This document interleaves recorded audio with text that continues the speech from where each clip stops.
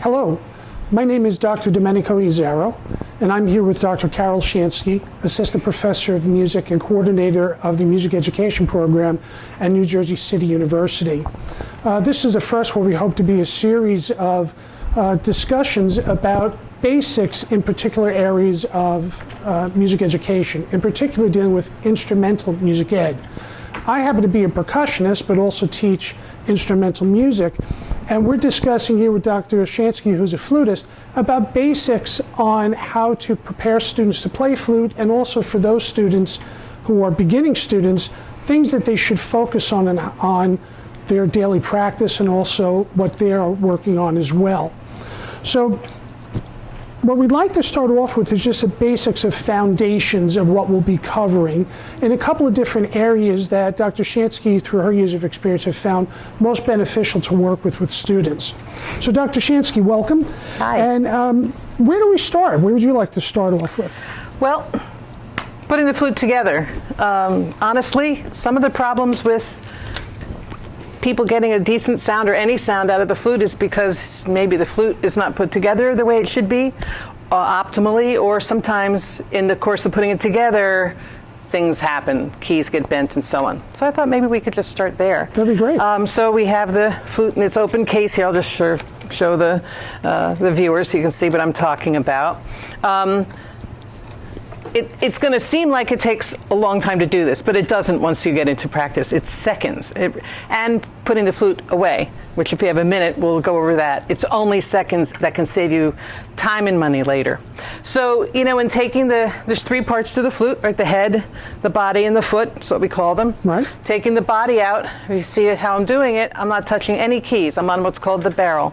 Maybe switch hands, but still, I'm not touching any keys. These keys, this is not a car, or I guess cars made out of decently hard metal, but the flute is not. You can bend, you don't need much strength at all to bend these keys by holding it this way and twisting. And sometimes that's one of the big problems. Also, these what are called rods. These rods encase steel rods inside, none of which is a very hard metal. And so again, if you're gripping here, they, over time, not just once, but over time can bend easily, as can actually this key on the outside. Looks harmless enough, but it can bend really just one time with the hand. So the smart move, you know, I'm holding it here, but I'm quite used to it, is to hold the barrel. Doesn't matter which part comes out next. I'm in the habit of putting the head joint on next, but there's no right order. Okay. When you go to put the head joint on the body, a lot of people, I see this all the time, go at an angle and then they twist, and guess what happens? This becomes not 100% round. And when it's not 100% round and you try to put it into something, this is a much thicker amount of metal, so it's not going to bend. When you try to put something not particularly round into something that is, it's really hard. So sometimes you'll find music educators, but also you students, that I can't get the head joint on, it's really hard. It's because it's bent. It can be fixed. But it needs to go to a shop to do that. And depending on the shop, you might have a ripple, like I'm feeling right in this one. This is a student flute. So you put it in, and then you have to twist and push. Now, you can't just shove it in, it won't work. Apologies for interrupting, but yeah. One of the things in my user experience I noticed too is that sometimes students can come in with a flute that came directly from the shop, bought it new, but the head is very stiff and is not able to easily go into the body of the flute. Is, like, for example, with brass instruments where you can use like a valve oil, so forth. Right. Is that ever done, or any type of lubricant that's used? No, you see me melting in front Sure, of you. I can understand. That's why I'm asking, because Yeah. you see maybe students trying to do that on their own. Is there a reason other than the head joint being out of round that can cause that to happen? I think just newness. Okay. Look, honestly, I hadn't picked this flute up for a while, and I was doing some elementary teaching earlier this fall and went to put it together, and it wouldn't go in. I was pretty upset because I thought someone had borrowed it and replaced it with the wrong head joint. So I was pretty angry for several days. I couldn't make it work. But then I just pushed a little bit harder, and it did. It just needed to be, it's metal against metal, so it needs a little bit of that work. Here's why you should not use valve oil, because it's not a valve, and oil is the enemy.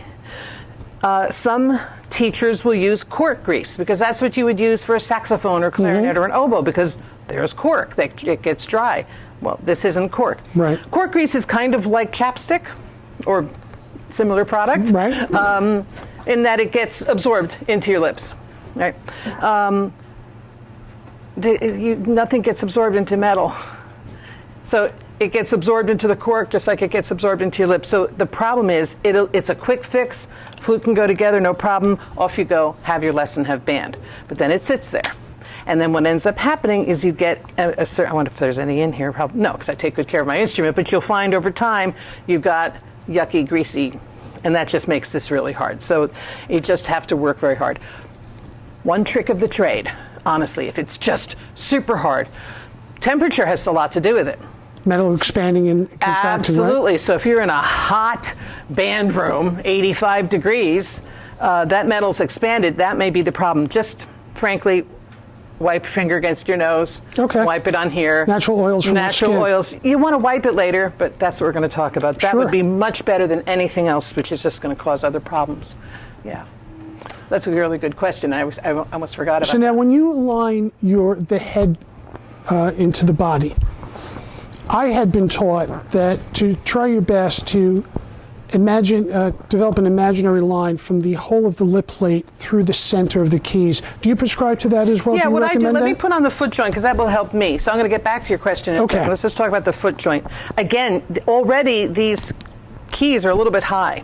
And the height of the keys has an impact on the intonation overall of the instrument. You want to be careful.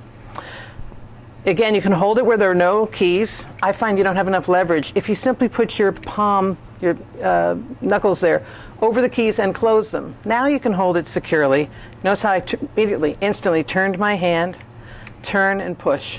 And now you have it, you're not bending any keys. Okay. Okay, so step one then, so before we answer your question is, generally, depending on the hand size, you line up the little ball here at the end of the joint about Where halfway the E flat up the key is, right? Yes, yes, exactly. No, but the little ball. The ball of it, right. About halfway, cutting this key about halfway. Okay. Okay, a lot depends on So your. right about there. Right about. You notice I keep Okay. qualifying that because Yes. if you have particularly small hands, you can certainly move it. It's not a. So there's no must be. hard rule about that, depending upon the person's stature, how big or Without a small their doubt. hands are. I don't even keep mine right there. I have somewhat smaller hands, so I move it. It just depends. Which leads us back to your question. You're right. You want to line this whole, again, it's not a hard and fast rule. It's a Right. guideline that you line up this hole. I just line it up with this key. Okay. But you know what? I'm very bad at imagining a line. It's just not where my head goes. What I do, honestly, is I put my fingers, a little trick, put my finger right here under the lip plate. Okay. Why? Now any glare from lights is gone. Because when I look down there without anything blocking, I just see lots of shiny silver lights. So I put my finger here. I can very clearly see the hole. This head joint's a little tough. Turn the head joint. And I just line it up with the what's called C-sharp key. And that should get you in the ballpark. Okay. Once again, that can change depending on lip size. We don't all look alike. Right. And you could have very full lips, you could have very thin lips. Neither one means you can't play the flute, but it does suggest a different placement. Some of it does have to do with hand and arm position, how you hold your head. There's many different factors. So the guideline is about here. In all truth, full disclosure, I turn mine way in. I'll be honest with you. Okay. Which means my flute on its own is probably flatter than others, but I know how to boost the pitch otherwise. So there's a lot of different factors. But look, and this is to the music educators out there, you've got a class of 10 flute players, you can't customize it right off the bat. Right. So stick with these guidelines at first, and then you adjust as the students get more used to playing the instrument. So then why don't we go to the next step? So now that we have our flute assembled, how do you recommend posture for the student? See how I'm What's the sitting? first? Yes. So I started the piano when I was 5 years old. And my mom taught me first. And so I had my piano teacher in the house, which is Good and bad, I good guess. and right? bad. We eventually went on to a piano teacher, and it was fine. Do you see how I'm sitting? Yes. This is how I sit at the piano. This is how I sit when I'm typing. This is how I sit when I play the flute in the orchestra. This is the best bet. I do not use the whole part of the chair. It depends on the chair. Actually, we're sitting and chatting, my behind is in the middle of the chair, but if I were performing, you see I'm at the edge of the chair, which it's really hard to slouch. Well, I guess not, but it's uncomfortable to slouch at the edge of a chair. I'm right on the edge, back is straight, and then you go up from there. Why is that so important for posture? Because I was about to ask you the question and response. That's what kind of teacher I am. I don't like to answer questions. Because your lungs and your whole breathing apparatus is now open and ready to be used properly. If you're sitting like this, and these are very comfortable chairs. Congratulations to Palisades Park High School. Love it. But here, now in order to play, I'm actually leaning back. Everything is kind of collapsing in, including, by the way, my neck, right? Which is, we need to keep this open and erect so that the air can flow fully. Whereas if I'm at the edge, no, it's not the most comfortable thing in the world, but we're not talking about Depends on the chair too. I know for me this is a little low. These are low. So I guess your height would also impact too, how it affects it. A little bit, absolutely. I mean, a stool is great because you're almost standing. Right. But you see here, now it's easy. I could slouch, but it's just as easy to sit up straight. My neck is open, my chest is open, my arms are open, whereas even in the center, I'm not slouching anymore, I'm not sitting back, but even in the center, it's just frankly harder to lift up. We don't want our arms flying in the air, by the way. Any pictures you've ever seen of, what is it, Revolutionary War fifers? Yes. That is art.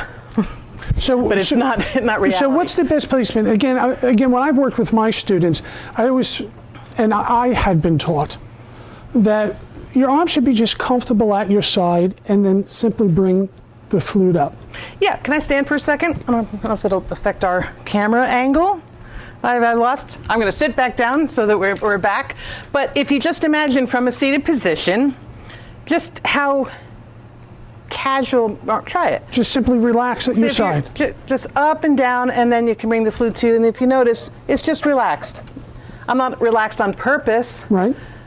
Which sounds strange, but when you relax on purpose, you tense up, you're trying too hard. Well, I would also think that once your posture is set properly, everything just naturally aligns. Everything just comes in. Here's what you don't want. Let's put it the other way.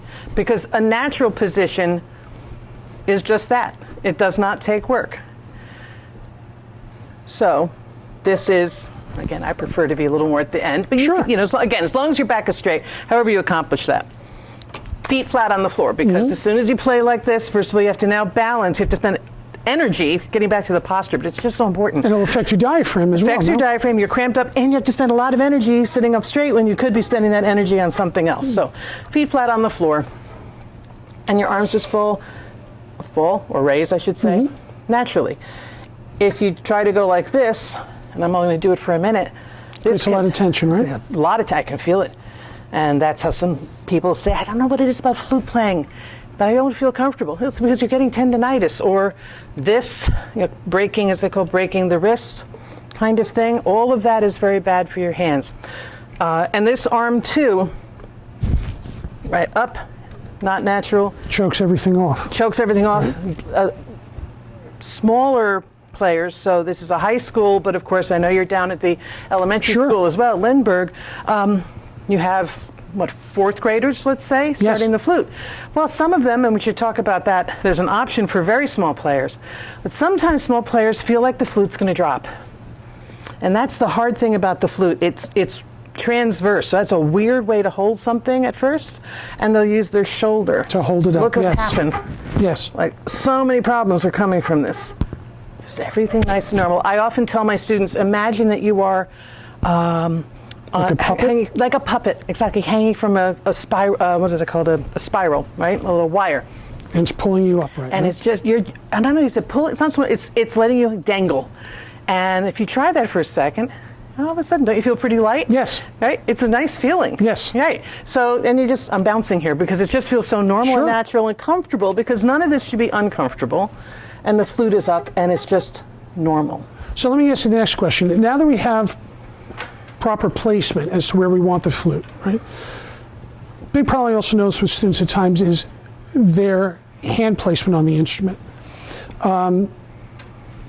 Fingers flopping over the keys quite often, which is a no-no, right? And a really hard one for students is the left hand. Because I've noticed over the years they want to cup the hand around instead of letting the flute, as you were talking about, being a transverse and resting in the proper place. How important the left hand is for just simply balancing out the weight and then just letting the fingers naturally curve around the keys. Can you speak about that, what you found best? Absolutely. So look, a lot of these kids may have taken recorder, and that's great. I love recorder, by the way. I know some music educators don't, but it's a lovely, very challenging instrument. When you play the recorder, the clarinet, the oboe, well, saxophone's different, clarinet, the oboe, sure. You're like this, and there's nothing here. Right. And everything's resting on the thumb, especially with the clarinet. On the clarinet, for sure. You've got that thing, right. We don't have any of those mechanisms here. Plus, when you bring it up, you can't mimic the recorder.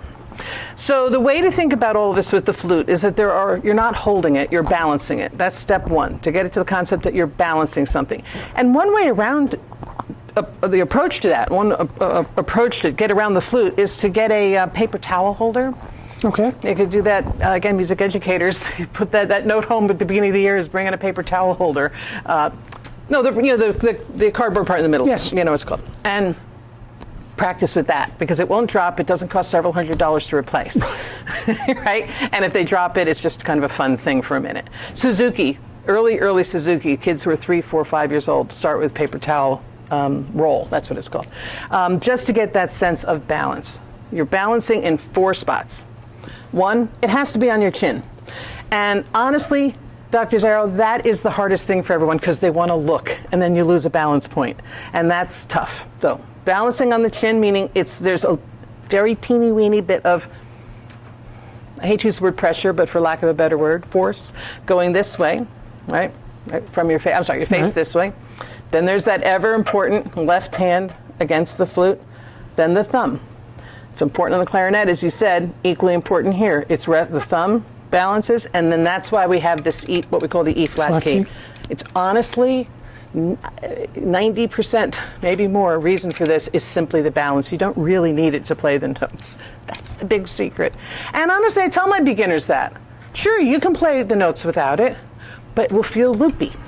So you've got 4, see, I can't balance it. Right. Till my face is on, then look, no hands. Sure. And so that's something to be practiced.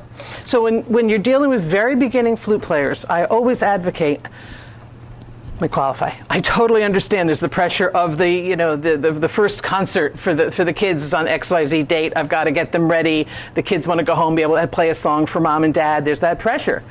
I think it's worth, and I'll show you something that you can do for that first song. It's worth spending a couple of lessons getting this stuff straight and firm. And then everything else just comes along. Falls into line. Really true. So that's the 4 spots. Now, that gives me an idea. Notice how I'm taking it off. I went by the barrel, twist and pull. Right. Always putting it back, and I always tell my students, when any part of the flute is in its case, the case is closed and locked. Even just one lock, because flutes fall out and then they dent. Most places if a flute is dented, it just doesn't look nice, but there are some spots where it could be a problem. Affect the pitch. This is a cool thing. This is called a curved head. It is the same length, ultimately, as what we call straight head. This is the traditional one, right? I don't know how to do. I'm not a science. You can see how if you unwound it, same length. So acoustically, nothing changes. However, physically, and I have to tell you, this one's a little loose, so it's not going to stay on very well. There's a trick for that. If you use, I meant to bring some along. Plumber's tape, that's that white sticky tape that plumbers use to put pipes together. No, well, my father's a plumber. Oh, there you are. You know what I mean. You put that here, it won't hurt the finish because there's no sticky, but it absolutely will hold the flute head on. All the big makers do that at flute conventions to try out. But look, well, let me just try to scoop it up a little bit. So that makes it easy for students who are smaller in stature. You see how much, now for me it's actually uncomfortable because I'm a grown-up. Right. Or I'm, more than Now, if a music teacher, for example, all my students, when they would come with their flutes, it's always with this standard head joint. Is it common to be able to get from a store when you're renting a flute a curved head joint like that? Is it common? It is possible. But it's not easy to obtain. A lot of times you have to purchase it, I would assume? I don't know. I think it depends on the music store. And Okay. I would think that your local dealer, if they know ahead of time, would probably be able to make that. I have seen students come with, it's oftentimes the combo, which is what you want. Is that common with particular companies more than others? Yes, so this is a Jupiter. Okay. And Jupiter actually now makes one. I don't own one because I don't need it. This is my daughter's. My daughter started on flute, so I got her one. They make one where the head joint, I'm trying to imagine it now. The head joint is straight, but they just have a little bend here. To shorten it. So which I think is a better solution because you can see some of the problems with that. I've seen this curve more so on alto flutes. Well, that Right. is common on alto flutes. It's quite debatable as to whether or not it's straight head or curved head is better. I play a curved head alto, and I get only compliments on my gorgeous tone, so it must be better. It's the most common on bass flute. They started off with bass flute because you cannot. Right, just too big. Then they started trying it sometimes in alto, and it goes half and half. People do both. And then Suzuki came along, frankly, and said, hey, we need to be able to start 5-year-olds on this. Right. And that came up. So Jupiter, Armstrong, I just looked this up the other day for some students. Jupiter, Armstrong. This is something that a music educator can easily look up online to find. Simple. Excellent. And I think they're not hard to rent. I don't think they're hard. I don't even think they're that much more expensive, if at all. It's just they're not going to necessarily order 100, but they can get them. They're not obscure. Excellent. So we've covered posture, we've covered hand position.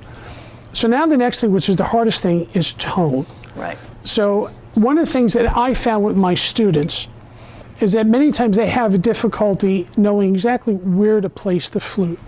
And again, this is just a technique that I found helpful, and I'm sure yours is going to be much better. But I had Essence told them it's kind of like kissing the flute, so to speak. So where the hole of the lip plate is, I would tell them to bring it up, and it almost feels like they're grabbing their bottom lip. And then as they roll down, holding it in position, it helped them to keep it in a proper position as best as possible without dipping too far down, too far in, and kind of creating a level platform that they're blowing across and not directly into. And I also recommend doing this a lot in front of a mirror because it really helped them to see that. What do you find to be the best way to do that with students? Because tone is such a difficult thing, and then we start talking about embouchure and this funny word called aperture and how this all works together. I guess I'm out of a job, Dr. Zarro. I would do very much similar. One idea would be something very similar. What I would tell music educators is, if you have something that works, just do that. Because it doesn't matter. The point is to get the flute in a spot and a tone produced. Keeping in mind that some things produce habits. And so the idea of, you notice I have the flute off, turned off for a reason. But putting it, keeping your lips just settled, putting this right across. The first thing I do, honestly, is have the students find that spot between the lip and their skin color, whatever that may be, that line, because that's where this has to go. Just find that. And sometimes that's enough, because if they see this and they know where that is, they can line up, they can kind of feel it, they get a sound. That often works. Especially with students who have just sort of average lips, as you do, as I do. It shouldn't often be a problem. Sometimes it is a problem. You're right. So my suggestion is try that first. It's a little more natural, and there's not very many bad habits that can come from it. Step 2, especially with someone with fuller lips, because it gets a little harder for them to find that, especially if their lower lip tends to jut out a little bit, like a little bit more out, which is a lovely look. We're all different. We're all different, absolutely. And look, the flute, the hardest thing about playing the flute is the tone. Not to suggest that it's simple to play the clarinet or sax, but you can get a honking sound out of one of them, where the flute you could go weeks and not get anything. Once you get it, you're in good shape. So that's step 1. Step 2 would be lips quietly together. Where do the lips meet? Put the hole right across. Basically what you said. So we're not pressing our lips. No, we're not together. pressing. Just simply close the mouth and just be comfortable. Right. So here, roll out. The problem with that is that could become their standard way, always, of setting it. And I don't like it, but maybe that's because I'm a flutist and I'm a little snobby, but maybe an NA port in the storm kind of thing. Those are really the 2 best bets. Otherwise, it's really a matter of finding that spot. Now, one thing you can do is just have them practice the blowing, even across their finger, because once they get used to that, you're more likely to be able to take the head joint, look for that sweet spot, and at least they're used to blowing across the hole. Now, one thing I've seen with some students is that they're doing everything correctly, but they're still struggling to get a sound. And sometimes with them, for whatever reason, by simply turning the head joint a little bit outward, away from them, or a little inward, I know we're compensating, but it seems to help them get over that hump where they can start to produce a sound. Yeah. Is that a bad thing to do? Everything's relative. Okay. Right. So I've done that too. Okay. Because sometimes expediency is kind of Because I remember you important. saying that you also make some adjustments to your head joint that suits best for you. Sure. Right? A teacher many years ago was taking a lesson with somebody. He suggested, why don't you turn in a bit? And it certainly, by turning in, so the aperture, that's the space between the lips that either opens or closes. So how big the hole is that we're blowing through, right? It's how big the hole is. It's all about airspeed.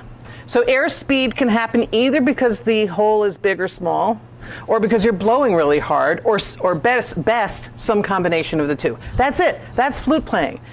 Embouchure, we could go on and discuss embouchure, but really, that's it. Corners, who cares? Just get the lips together and blow. It should be that straightforward, except it's challenging. Well, now a lot of times, just because you mentioned about breath control in the way, many times we hear often that, well, you're controlling your breath from your diaphragm, from the abdomen. So how is it that the aperture is controlling it, or are the two working in concert? I don't know that I would subscribe to the idea that you're controlling it from your abdomen. Obviously, it's all connected. Right. So when you take in a breath, and I encourage anyone listening to try this. When you take in a breath, do you know can you feel your diaphragm? The answer is no. Don't worry about looking. We can't.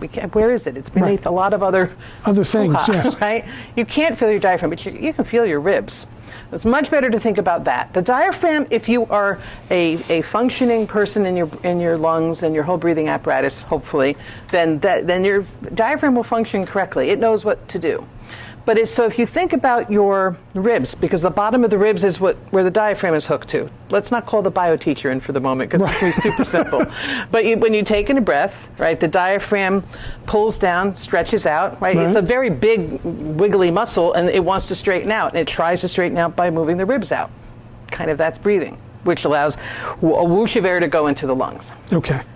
You've been doing that since whenever breathing actually starts. I don't remember. All right, but whenever that happens, that's been working. All right. So the idea is, how can I make that work better? So by you taking a breath, and you can see because I can feel it. You can see ribs are going out, getting a good breath. Now that time I tried a little harder to push my ribs out because I can feel those muscles. As far as controlling the air, I think it's better to think always about taking the same good, what we call productive breath in, and then you control here. The air, if the air is always whooshing out of your body, nice and strong, nice and active, as I say, an active airstream, then you're just controlling it by letting it either out or not out through the aperture. So the larger the hole, the aperture, the more air will come out. The more air is going to come in. So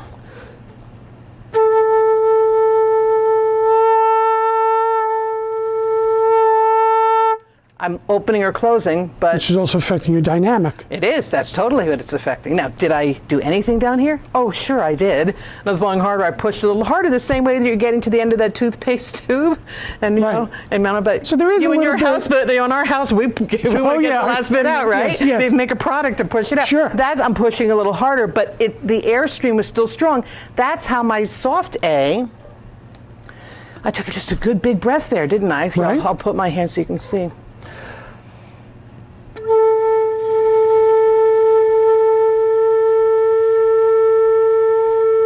It's in tune pretty well. I don't have a tune route, but it's in tune.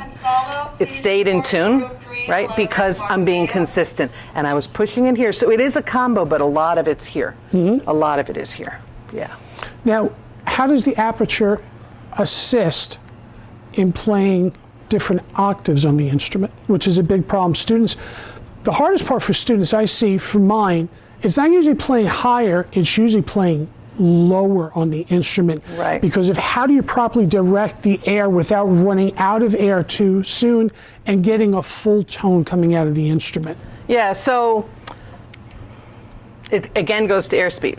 So a note goes higher or lower depending on how fast or slow the air is. It can go marginally higher and simply be a slightly out of tune note, sharp as we might call it. Right. Right? Or it can go substantially higher and pop up the octave. Or the converse. If you're getting the high note, it's more than likely because the aperture is too small. That's making the air go very, very quickly, and no matter how hard they try, they can't get the low one unless they blow lightly and softly, which is what's happening. The air is too slow, and they drop down. But what you need to do is to open or close. So, for the lower notes, we want to think of angling the air down to our toes, or down to our knee, or down to the floor. Okay.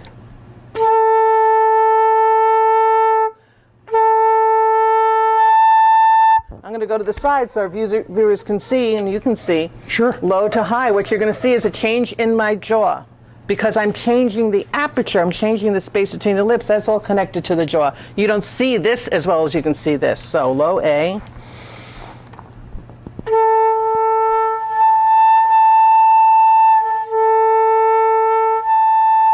And that's really where it is. It's all about the air and just opening, closings, fast, slow. That's kind of hard for a 10-year-old, 11, 12-year-old to really conceive of.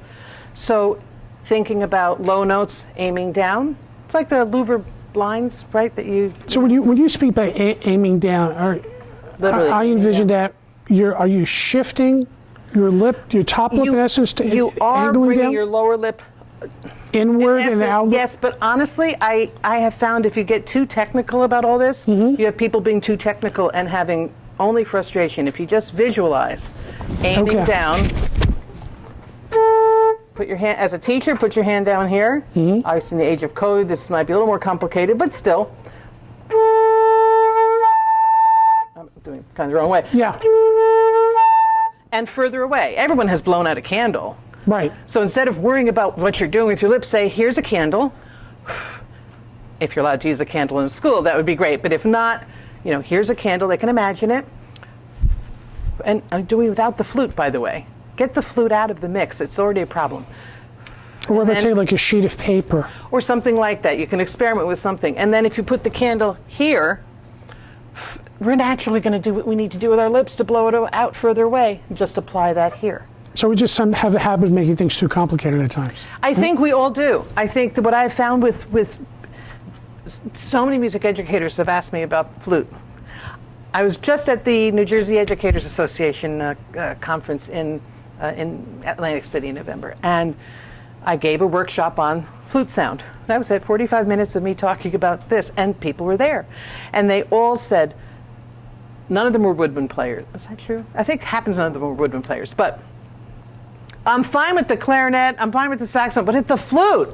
It's always but the flute. Why? Because it's not a clarinet or sax. We're in the same family by virtue of history. Right. But it isn't, and people have so much trouble in there. I read comments and so on, people are talking about the corners of their lips and the middle of their lips and what do I do with this and how would I do with that. And my feeling is these kids are 10 or 11 or 12 or 15 or 16 or 30 or 40. Everything is too complicated for everybody. So I absolutely feel that visualization helps more than anything else. I was reading a really great book on woodwind playing by a wonderful bassoonist, Kim Walker. She's really quite well known. She had to literally relearn, she was very famous, had to relearn how to play after a horrible accident. She wrote this amazing book on, she talks about bassoon, but she really stretches it to all woodwinds. And one thing that really hit me, and I use it for my own playing, and I've used it with my advanced students at the university, and I've used it with my beginners. Low notes, think of the sound coming out of your throat or your chest. Of course it's not, but if you visualize coming out of here, I'm not playing my concert instrument, I'm still playing the student flute, which needs some repair, so excuse the Which I think is also helpful too, because that's more commonly what students and teachers will be dealing with. Yeah, exactly. That was a much better sound than I've gotten this entire interview because I'm thinking of it coming out here. For the upper notes, think of it coming out, I don't know, the bridge of your nose, your head. I didn't think about my lips, I only think about the air. For those high notes, poof, right out the top of your head. And what's happening as a result is I am not tight. And tight is bad because tight leads to all sorts of other problems. Right. So again, It's the imagery that's more important. Imagery, because when we picture something, that's why you mentioned using a mirror, 100%. I have a mirror in my office at the university. I have a mirror in my studio at home. Whenever I'm in a practice room teaching, I'm depressed when there is no mirror. I'm sure the vocalists are too. Because if you can see, for instance, I know what my aperture looks like because I've looked at it. And if you can see it, then you can imagine it later. Right. If you can see your hands when you're playing, then because you've looked in a mirror, then when you don't have the mirror, you still know what they look like. So that proper hand position thing is really kind of lost on a student if they don't know what you're talking about. Right. And they can only know if you're talking about if they're doing this, but I don't know about But having the mirror also helps to reinforce the sensory aspect that they have about the hand placement, even though they can't properly see. Yes, so you mentioned hand placement, and you said some students do this. So Yeah. I often say, just a quick one on that, because all this is important. If you're holding the flute correctly, if I was just slouching, if you're sitting correctly, if you're blowing, thinking about the air, not thinking about all this mechanics, things will go easier. It's still a hard instrument, but at least you have a much more positive chance. If you hold a glass of water, or you can go back to that paper towel tube. It's a paper towel roll, right? yeah. But if just everyone knows how to hold a glass of water. Right. Hold a glass of water, and then spill it out. Hold it. You don't hold a glass of water like this. Right. And honestly, you don't hold it like this either. Either way, it's going to have a mess on the floor. Yes. Right. But you hold it like this. Again, within normal parameters of anyone's hand, this is how you hold it. So here's how you hold it, and then you turn it and look very naturally. Yes. This is exactly, where's my thumb going? Where they're chasing, well, if you're holding a glass of water, I'm not sure how you could hold it like this. Right. You would hold it like this. So it's just pour out the glass of water. Again, the thumb can, there you go. Right. So that hand position, again, the E flat key is important for balance. Does have to go down, at least in those early years for balance. And again, if you're leaning here and here, you've got it. I know I got you slightly off topic. I wanted to make sure we talked about that because that is all part of it. Well, this comes into, as we're heading towards the conclusion of our discussion, because again, we're just covering just real basics. Super basic. But these basics, if anyone's taught for quite a while, knows it's so imperative on how to get these students to really start playing. So, again, these beginning students really have very little understanding of notation, very little understanding of technique. But what would be a good, you'd recommend, on what we covered here in the basics, warm-up exercise that these beginning students can do that will help cover about aperture, hand position, and just something they could do for a couple of minutes a day where they don't have to look at their method book to do it, but just to be able to get comfortable to warm up and feel comfortable in front of a mirror to make sure that everything is starting to connect with them. What would you recommend? That's why I had the head turned off before. Thank you for resituating me because it's important. Notice where I put my flute. Yes. Tucked in my lap or against, if you're leaning it on the case, not on the keys. Great. They should be playing without the head joint in the beginning, and they should continue that for a little ways into that early weeks, months of playing, if not further. Because this adds all sorts of problems. And if what you're focusing on is the blowing and is the sound, why do you need all those keys, right? So just practicing blowing. You can even have them mess around with their mouth, opening and closing, but you can also, they could play a little song at home and also get the experience of getting different notes without, again, having to finger, especially for the very youngest, because, again, that putting the flute together can be a little fraught, right? But I really do believe, and again, might take a little longer at first, but if you just work with the head joint, whatever you want to do,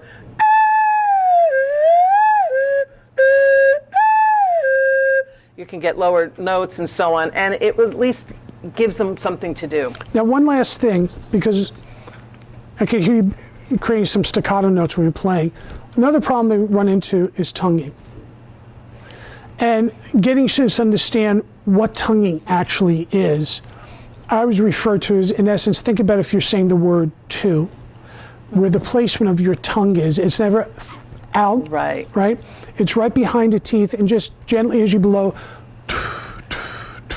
Right. Would you have any suggestions on something The that only would... thing is, I would get to it as soon as you possibly can. My Okay. one suggestion is, if you can do it from the first class, that would be great. I just had a class of beginners at a school in Patterson. I will confess we did not get to it but we just ran out of time. But as early as you can, because the is they'll stick with that. Hyperventilate would and sound then they'll like that. hyperventilate along Yeah. the way, and that's not well. They will with 2-2-2 also, because they take the breath. But you want to get them tonguing. I would again leave this out, just as you just did. Practice the sensation of tonguing without having to get a sound, because if they can't right away, then they're all upset. Right. So just say T for 2, T for 2, T for 2. Say that a few times and say, where's your tongue hitting? Identify that. So it's again the visualization. Right. They're now visualizing where their tongue is hitting. T for 2, T for 2, 2, 2, 2, 2, 2. And you work your way there. Use the finger as a fake flute. And do it for them and say, do you hear me? Now just imitate me. I'm not one for rote teaching very much at all, but I do buy into one little part of it, which comes from Suzuki, as a matter of fact, the mother tongue approach, right? Where we all learn to speak by hearing our mothers, our caregivers, and so on.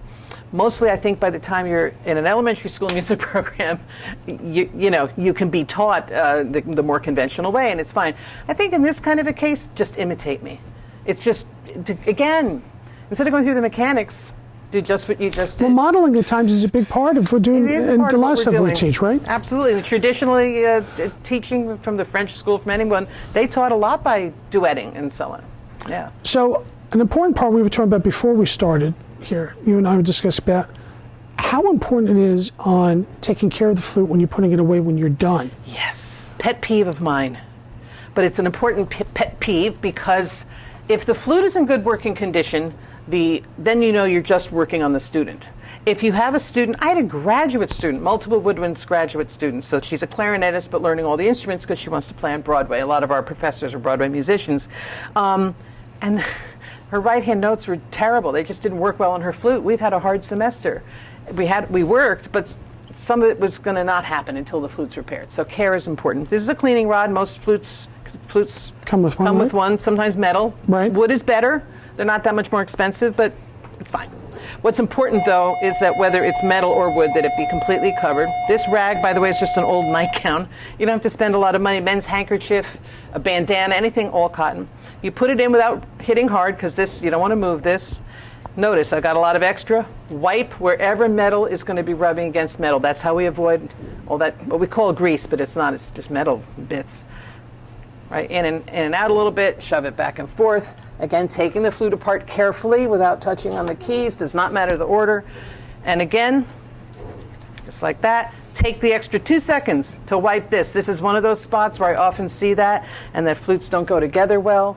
And then here, again, wiping where metal meets metal, and back. Why do we do this? You're not cleaning the flute. The flute didn't get dirty.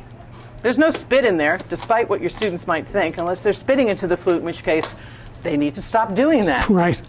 We're not cleaning it, we're swabbing it, because that water sitting on the pads will harm the pads, and if there's enough of it, it can even get into the mechanism. And that's from the moisture of our breath, simply from blowing. It's condensation. More science. So, as we mentioned earlier, you are also the coordinator of the music education program at NJCU. Can you just discuss a little bit about what is the music education program like at NJCU? Do we have a graduate program there as well? Yeah, sure. So the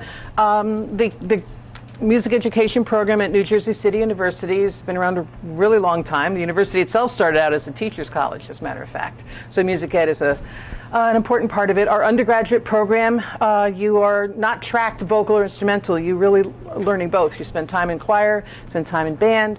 You learn all the instruments and teaching methods, and it's a really great program, particularly focused on urban ed, and particularly focused on music programs that have the variety that our music programs have. It's a very real and realistic program. We've been really proud of the fact that we're really training students for today's classes. So that's our undergraduate program. And that's at New Jersey City University, is in Jersey City. So it's right It's not even that far from here, really. Right. We do have a graduate program. It's an online, fully online program because, frankly, driving anywhere at the end of a workday is not what teachers really want to do. So it's fully online, and we have, you designed one of our classes, an assessment, but it's curriculum focused. It's focused on development and revision of curriculum, which is what teachers are doing all the time, especially now. So every course, be it our sociology and cultural responsiveness course, which is a very unique course, there's no one else teaching that, our curriculum class, our philosophy class, pedagogy of music theory. We even have a class in administrative and supervision, if nothing else, so that you can understand what your boss is thinking Sure. and having to go through. It's not an easy job. And even a community music class, leading to the development of a curriculum project at the end that you will either use or aspire to use. So it's fully online, and depending on how many courses you take per semester, it take between 2 and 3 years to complete. That, we can discuss that. But it's a great program, and the students who are in it are really enthusiastic and just very happy about it. Well, and really, it's small, so you get a lot of personal attention. I really appreciate your time here because Thank you I know for I having me. learned about. If someone had any further questions for you, either about the flute or even about the music ed program at NJCU, what would be the best way for them to contact you? Well, like anything else, the best way is email. So I'm C. Shansky, CSHANSKY at njcu.edu, or you can go to njcu.edu and go through the academic programs. Doesn't And they'll take find long. you. Yeah, and just find the music ed program, and I'm right there. Excellent. Well, thank you again, and Yeah, thank you all thank for you. joining us. And before we go, it would be remiss if we didn't thank Mr. Lee Musler and all of his students in the media broadcast program at Palisades Park Junior Senior High School for filming this. Without their assistance, this would not be possible. And thank you again. And again, if you have any questions, please reach out to Dr. Shansky. She'd be more than happy to help. Thank you.